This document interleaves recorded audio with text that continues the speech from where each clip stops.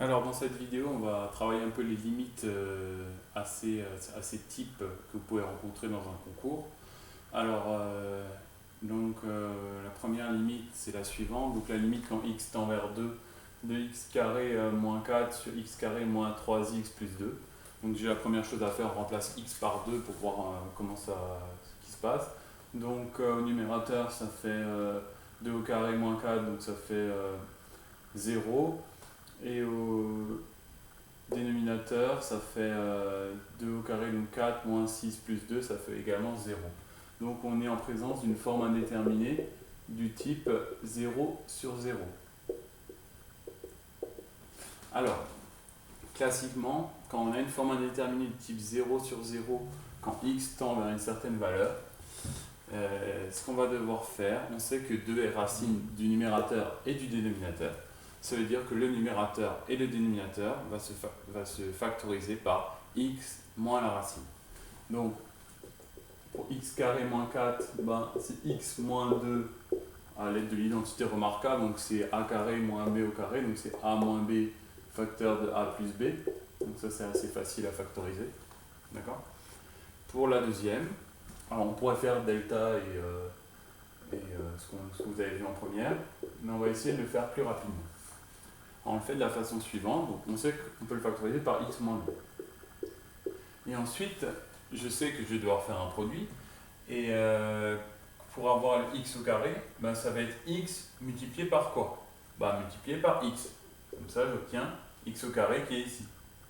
Et ensuite, le moins 2, je sais que je vais l'obtenir en multipliant moins 2 fois une autre constante. Moins 2 fois moins 20. D'accord? On va vérifier que pour les x, c'est aussi bon. Si je fais x fois moins 1, j'obtiens moins x. Et moins 2 fois x, j'obtiens moins 2x. Donc moins x moins 2x, ça fait bien moins 3x. D'accord? Du coup, ma limite ici, elle est égale à la limite quand x tend vers 2 de x moins 2 facteur de x plus 2 divisé par x moins 2 facteur de x moins 1. Voilà. Une fois qu'on a ça, on peut simplifier par x moins 2 en haut et en bas. Et j'obtiens donc égale limite quand x tend vers 2 de x plus 2 sur x moins 1. Et maintenant, il ne suffit plus que de remplacer x par 2. Donc au numérateur, j'obtiens 2 plus 2, 4, divisé par 2 moins 1, 1. Et donc la limite, c'est égal à 4. Voilà.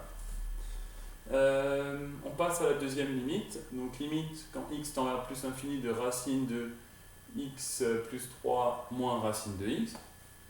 Alors, si je remplace x par plus l'infini, donc racine de plus l'infini, ça fait plus l'infini moins racine de plus l'infini qui fait plus l'infini. Donc on est en présence d'une forme indéterminée du type infini moins infini. Et là, l'astuce pour relever l'indétermination, on va multiplier par l'expression conjuguée. Alors, le conjugué de racine de x plus 3 moins racine de x, c'est racine de x plus 3 plus racine de x.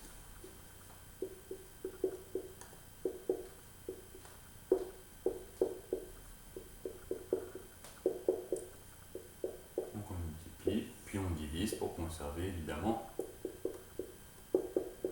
l'égalité. Alors, on obtient.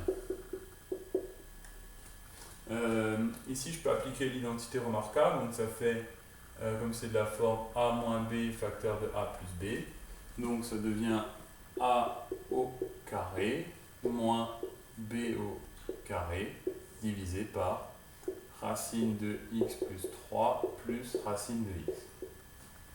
Du coup, je peux enlever mes racines et mon carré au numérateur. J'obtiens limite quand x tend vers plus l'infini de x plus 3 moins x divisé par racine de x plus 3 plus racine de x.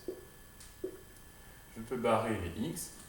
Et là, en fait, le numérateur tend vers 3 et le dénominateur Donc racine de plus l'infini plus racine de plus l'infini tend vers plus l'infini. Et donc quand on a une constante divisée par quelque chose de très très très grand, ça se rapproche de 0. Voilà. Alors on va voir une dernière limite.